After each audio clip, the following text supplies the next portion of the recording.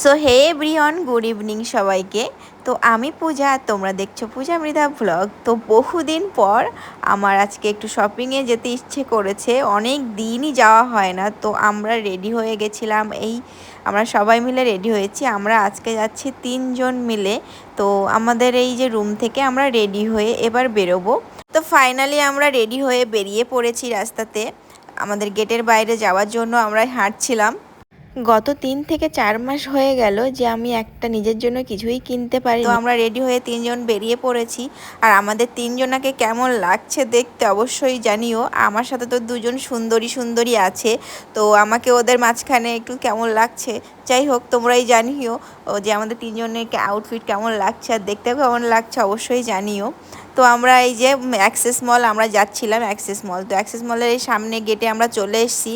তো এখানে একটু আমাদের ফটো ভিডিও না, কয়েকটা ফটো আমি নিয়েছি সবার। আর আমরা একটু ফটো উঠছিলাম এই সামনেটায়। আর এখানে এই ফুডের স্টলগুলো ছিল সুন্দর সুন্দর। তো তার আগে আমরা এখানে কয়েকটা ফটো উঠে নিয়েছি। তো তারপরে আমরা সোজা চলে গেছি ভেতরে, এবং ভেতরে গিয়ে আমাদের প্রথম দরকার ছিল জুডিওতে। তো জুডিওতে গিয়েছি। তো জুডিওতে চলে গেছিলাম, গিয়ে অনেক দেখাশোনা করার পরে সেখানে তেমন কিছু পছন্দ আমাদের হয়ে ওঠেনি।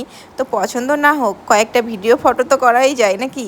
তো সব ভিডিও ফটো করে নিয়েছি, নিয়ে আমরা একটু উপরে ফ্লোরগুলোই একটু ভিজিটে যাচ্ছিলাম। তো উপরে চলে গেছি, আর উপরে গিয়েই সোজা চলে গেছি আমরা বাজার কলকাতাতে। বাজার কলকাতার মধ্যে ঢুকে গেছি।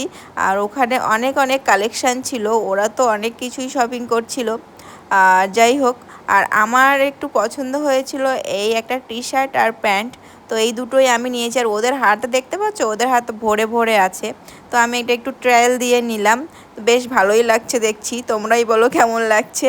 তো তারপরে এত লাইন যে 3 জনা 3টে লাইনে দাঁড়িয়ে পড়েছি, আর আমার লাইনটা এসে গেছে। তো এখানে আমি বিলটা সবার করে নিলাম একসাথে। তো আমি দাঁড়িয়ে আছি অনেকক্ষণ থেকে, কারণ অনেকটা ভিড় ছিল। আর এই হচ্ছে আমাদের বিল।